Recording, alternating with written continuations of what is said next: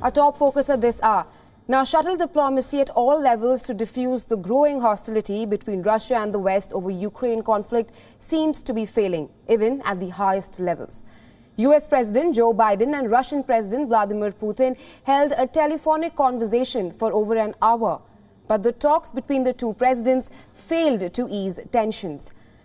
Now, during the call, US President Joe Biden insisted that Russia will face swift and severe costs if its troops carry out an invasion, and that such a step would produce widespread suffering and isolate Moscow.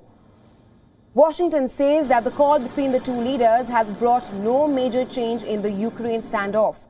A White House statement said that the United States remains prepared to engage in diplomacy and is also prepared for other scenarios. Both leaders, however, have agreed to continue dialogue. Joe Biden and Vladimir Putin also discussed US and NATO response to Moscow's proposals on long-term international legal guarantees on Russia's security. Russia is seeking binding security guarantees from the West that include a pledge to roll NATO forces out of Eastern Europe and to never expand into Ukraine. Washington has flatly rejected the demands, but offered talks on a new European disarmament agreement with Moscow.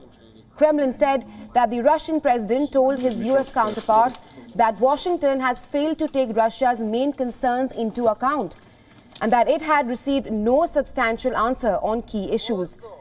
That is NATO's expansion and deployment of forces to Ukraine.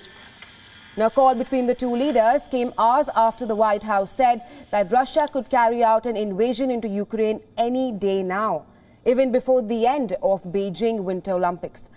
Now, Washington's warning of an all-out Russian invasion any day intensified weeks of tensions between Russia and the West.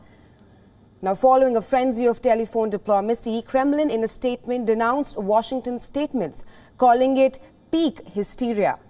French President Emmanuel Macron too spoke to both Putin and the Ukrainian President Vladimir Zelensky in an attempt to diffuse tensions, countering United States warnings over an invasion. Now, the French presidency said that there were no indications from what Putin told Macron that Russia is preparing an offensive against Ukraine. Meanwhile, German Chancellor Olaf Scholz is also due to travel to Kiev on Monday and then visit Putin as European leaders strive to keep lines of communication open with Moscow.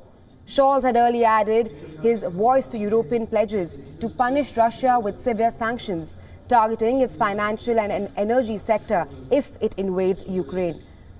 While diplomacy continues, so does the military posturing. Apart from amassing over 100,000 troops near the Ukrainian border, Russia has been carrying out joint drills with Belarus.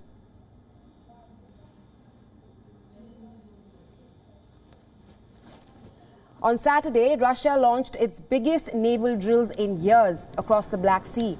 More than 30 ships from the Russian Black Sea Fleet have started training exercises near the Crimea Peninsula.